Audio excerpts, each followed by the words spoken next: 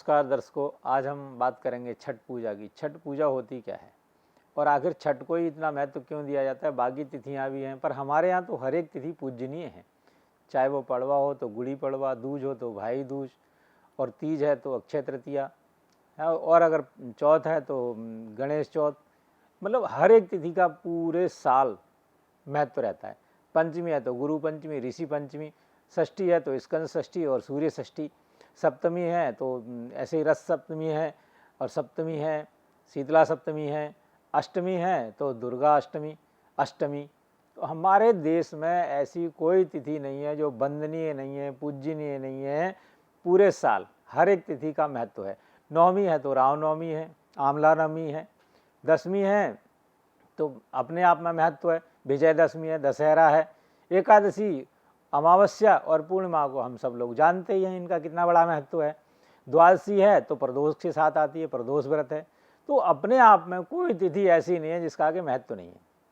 त्रयोदशी है तो धन त्रयोदशी, और अमावस्या, पूर्णिमा और एकादशी, ये सब हम आप जानते हैं इनका कितना महत्व है। ऐसे ही अगर हम छठ की बात करते हैं, इसको सूर्य षष्ठी कहा जाता है। तो सूर्य क्या है? सूर्य पूरे संसार के लिए, सूर्य है एक दृष्टि देता है हमारे लिए, एक ज्ञान देता है, प्रकाश देता है। तो जहाँ से हमको प्रकाश मिले, ज्ञान मिले, बुद्धि मिले, हमारी बुद्धि को तीव्र बनाता है, तेजोमय बुद्धि हमारी रहती है सूर्य के प्रकाश से। तो अगर हम षष्ठी की बात करते हैं तो इसको पुराणों में बताया गया कि स्कंद षष्ठी, सूर्य षष्ठी, और सूर्य षष्ठी को पर्व मनाया जाता है छठ का। तो छठ पर्व का इतना महत्व क्यों है? क्योंकि सूर्य है चंद्रमा मनसो जातश्चक्षुः सूर्यो अजायत श्रोत्राद वायुश्च प्राणश्च मुखाद अग्नि रजायत। चंद्रमा को मन बताया गया है, सूर्य को नेत्र बताया गया है।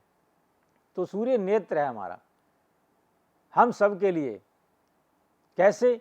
उसमें इतना प्रकाश है, तेज है। जब सूर्य ऊपर निकलता है आसमान में, आकाश में सूर्य जब हमको दिखाई देता है तो अंधकार का वो विनाश कर देता है, कोई भी अंधकार रह ही नहीं पाता उसके सामने। ऐसे ही सूर्य की उपासना यदि हम करते हैं तो हमारे जीवन में कहीं भी कोई एक शब्द बोलते हैं टॉक्सिक, अगर हमारे अंदर वो कहीं बन गया है, पैदा हो गया है किसी के प्रति, तो सूर्य के प्रकाश से, सूर्य की आराधना से, वंदना से, नमन से वो टॉक्सिक नाम का जो रसायन हमारे अंदर बढ़ता है वो घटना शुरू हो जाएगा। और हमारी बुद्धि मंद है तो हमारी बुद्धि तीव्र होनी शुरू हो जाएगी।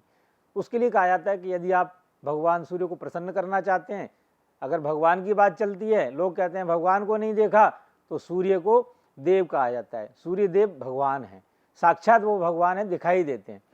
सर्दियों में अगर धुंध छाई हुई हो, थोड़ी ठंड लग रही हो, अगर सूरज की रोशनी मिल जाए, प्रकाश मिल जाए, तो उस ठंड से भी राहत मिलती है। आप ये नहीं कह सकते कि वो सूर्य जब इतनी दूर निकला हुआ है, चमक रहा है, उजाला कर रहा है, तो उसका असर हमारे ऊपर नहीं हो रहा।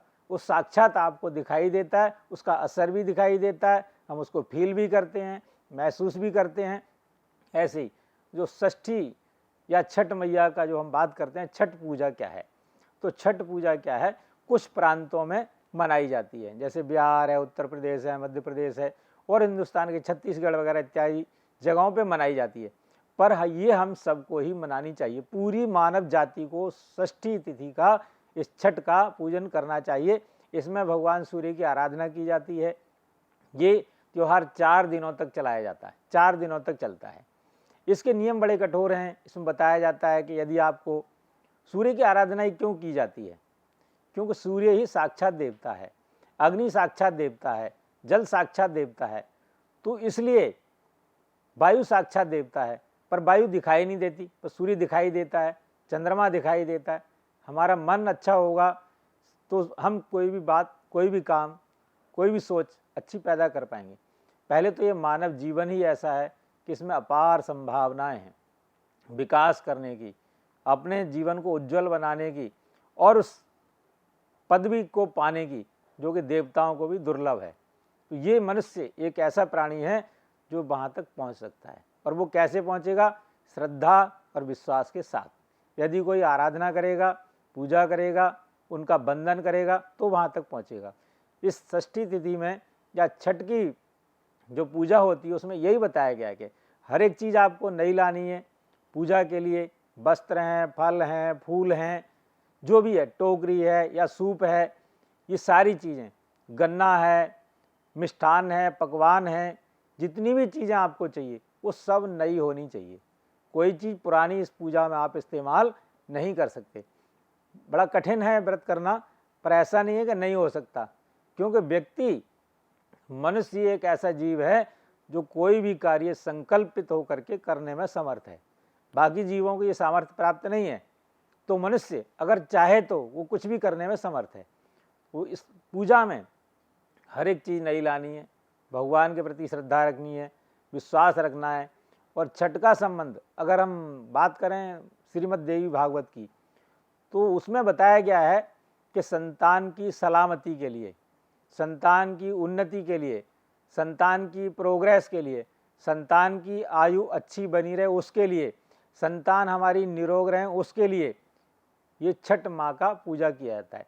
ऐसे उसमें बताया गया है कि अगर आप ये श्रीमद् देवी भागवत पुराण का श्रवण करते हैं, पठन करते हैं, तो आपकी संतानों की जीवन में जो भी अरिष्ट आने वाली हैं या जो भी अरिष्ट उन पे बनते हैं, उन सब से छुटकारा मिल जाता है। तो छठ मैया भी यही करने वाली है। आपकी संतानें जिनके जीवन में कोई अरिष्ट है, कोई परेशानी है, कोई कष्ट है, तो वो छठ मैया की पूजा करने से दूर हो जाती है। और आपके घर में साल भर तक, ऐसे कहते हैं, यदि आपने इस व्रत को पूर्ण रूप से मना लिया, ढंग से कर लिया, तो पूरी साल आपके घर में लक्ष्मी का आना दिन प्रतिदिन बढ़ता जाएगा। आपकी संतानें अच्छी रहेंगी, आपका परिवार अच्छा रहेगा, आप स्वयं अच्छे रहेंगे। और सबसे बड़ी बात क्या है, जो छठ मैया की पूजा की जाती है उसमें जल में खड़े होकर के पूजा की जाती है। 24 घंटे का व्रत रखा जाता है, और जल में खड़े होना सर्दियों के समय में बड़ा कठिन है, पर फिर भी जो श्रद्धावान हैं, जो धैर्यवान हैं, जो विश्वासवान व्यक्ति हैं, और एक हिम्मत जिनके अंदर है, एक संकल्प को लेकर के जो खड़े होते हैं, वो इस काम को करने में समर्थ रहते हैं। फिर ईश्वर आराधना है, ईश्वर भी उनका साथ देता है, क्योंकि जब तक हमारे मन में विश्वास नहीं है, श्रद्धा नहीं है, और हम अच्छे संकल्प की ओर संकल्पित नहीं है, तो वो कार्य फिर हम ढंग से नहीं कर पाते हैं। तो जिन लोगों की श्रद्धा अच्छी है, विश्वास अच्छा है, और जो एक भाव लेकर के, एक श्रद्धा लेकर के, एक विश्वास के साथ इस व्रत को करते हैं, छठ मैया उनकी सारी कामनाएं पूर्ण करती है। और इसमें सबसे बड़ी बात क्या है कि आपको कोई भी चीज़ पुरानी नहीं रखनी, चाहे वो चूल्हा है जलाने के लिए तो मिट्टी का ले जाएं, गैस का ले जाएं, होगा नया ही। सबसे बड़ी बात यह है। और कोई भी चीज़ झूठी नहीं रख सकते आप उसमें। कोई प्रसाद जो बना हुआ है उसको झूठा नहीं कर सकते आप। भगवान को भोग लगा के अर्पण करके उनको, तभी आप उसको कर सकते हैं। अच्छा, 3 समय जल देने का विधान आता है। वैसे शास्त्र कहता है 3 बार हम सूर्य को जल देते हैं दिन में, प्रातःकाल, मध्याह्न काल और अपराह्न या सायंकाल। तो प्रातःकाल जब हम जल देते हैं सूर्य देव को, तो हम अपने पंजों के बल खड़े होकर जल देते हैं। जो हमारे पैर के पंजे हैं उनके बल पे हम खड़े होते हैं सूर्य को जल देने के लिए। और मध्याह्न काल में खड़े हो जब जल देंगे तो पूरे पैर पे खड़े होंगे ऐसे।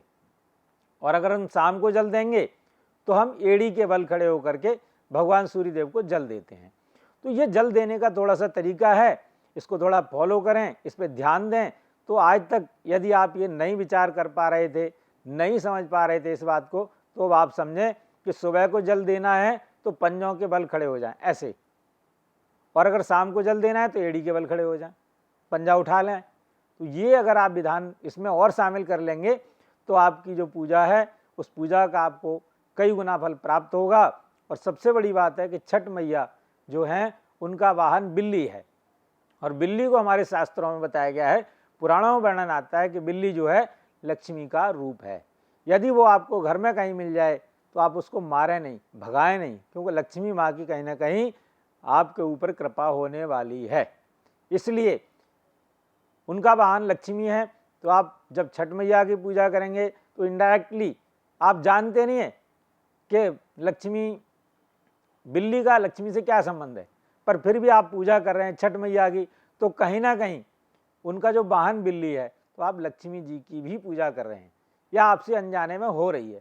तो आप जब छठ मैया की पूजा करेंगे, उस छठ के व्रत को रखेंगे, तो आप नारायण के साथ साथ सूर्य नारायण की तो पूजा कर ही रहे हैं, अर्घ भी दे रहे हैं, व्रत भी रख रहे हैं, और साथ में माँ लक्ष्मी भी आपके ऊपर कृपा करेंगी, क्योंकि आप छठ मैया का पूजा कर रहे हैं। तो छठ माता जब प्रसन्न होंगी तो लक्ष्मी जी आपके ऊपर प्रसन्न रहेंगी और पूरी साल आपके भंडारे भरे रहेंगे, आपके बच्चे खुश रहेंगे, आपका परिवार खुश रहेगा, समृद्धि में जीवन व्यतीत होगा। और आपको क्या चाहिए? एक व्रत करने से इतना ही चाहिए हमको। हम कभी 3 चीज़ें बताते हैं, प्रॉपर्टी, प्रॉस्पर्टी, परमानेंसी। तो हमारे जीवन में ये तीनों चीज़ें आए। अगर हम प्रॉपर्टी अर्जित कर लेंगे, धन संपत्ति कर लेंगे इकट्ठी, तो वैभव तो अपने आप आ जाएगा, पर वैभव को बनाए रखना, उसको परमानेंसी की तरफ ले जाना, शाश्वतम करना, शाश्वतम बनाए रखना, उसको एक लेवल प्राप्त करने के बाद उसको स्टेटस पे अपने आप को खड़े रखना, उसी पायदान पे बनाए रखना बड़ी बात है।